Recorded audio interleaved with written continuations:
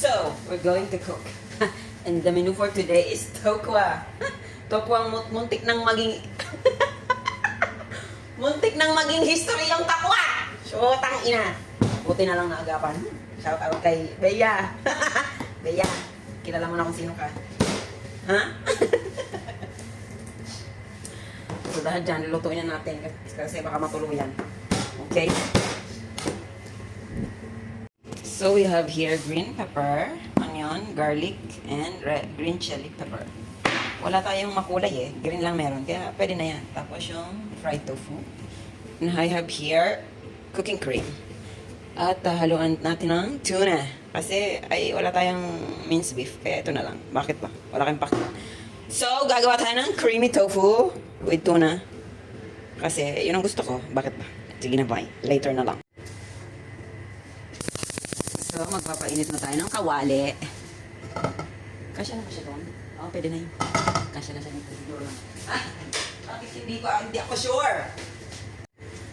So, lalagyan na natin yung garlic. Isayin na natin ng konti with the onion na marami. Gusto ko marami kasi marami yung onion. Ganun talaga yun. Tingnan natin yung apoy kasi masyado malakas.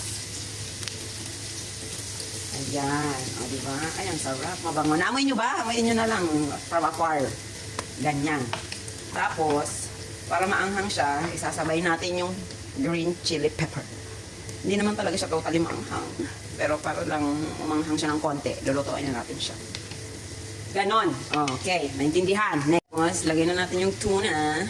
Tinanggal ko na yung oil niya para hindi tayo masyadong mamantika. Dahil ang hirap naman tanggalin. Durugin niyo yung tuna. Well, kung gusto niya lang. Ako kasi, para magmukha siyang ground beef, durugin natin siya. Para hindi siya masyadong malangsa, itasama natin siya sa paggisa. Ganon. Alam nyo na. Kung hindi nyo alam, ay malay ko rin. Alamin nyo na lang. Charis. So, we will put the pepper, black pepper. Ayan. Ngayon, para magkakulay, kasi wala talaga siyang buhay, lagyan natin ng paprika. At para magkalasa, paprika B. Mayaman tayo, meron tayong paprika. Charis. Shonti lang, okay? Mukha na bang giniling? Oo, sabihin nyo, oo, kahit hindi. Charis. Now, we will put the tokwa. Ito na siya. Ayan na. So, we will just saute it for a minute.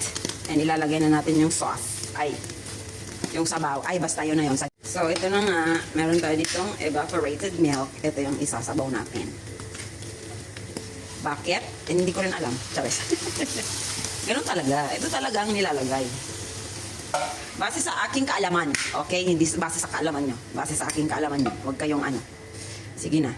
Next. Ngayon, titimplahan na natin siya ng salt. The salt and the vetsin. Okay? Tansyahin nyo na lang. Kasi hindi ko alam kung anong timpla nyo sa life. Kaya bahala na kayo. Buhay nyo yan. Bakit ba? Kayo magtimpla. Charis. So, here's the vetsin. Ganon. Tagdagan natin kasi parang masyadong konti yon. Ayan pa. Okay na? Okay na. Naintindihan? Sige na, next. Grabe. Ayan na siya. We will just wait for it to reduce the sauce. Basta, naintindihan nyo ba? Anong klaseng explanation ba yun? Papa-evaporated na muna natin yung sauce niya. Ganon. Kaya natin siya nilagyan ng evaporated. Charis. Hindi ganon. Saglit.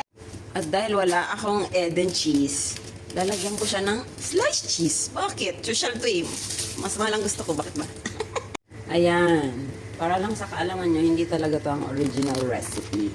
Kasi nga, wala nga dito mahanap. Ang hirap maghanap ng ingredients, okay? At ang mahal din. Wala tayong pera. Hindi tayo rich. So, pwede na yan. Pwede nyo na rin gayahin kung gusto nyo lang.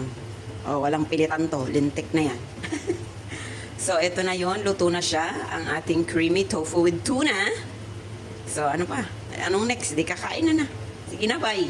So, luto na. Ayan na, kumukulo na. Nakita nyo naman. Kanin na lang ang kulang B.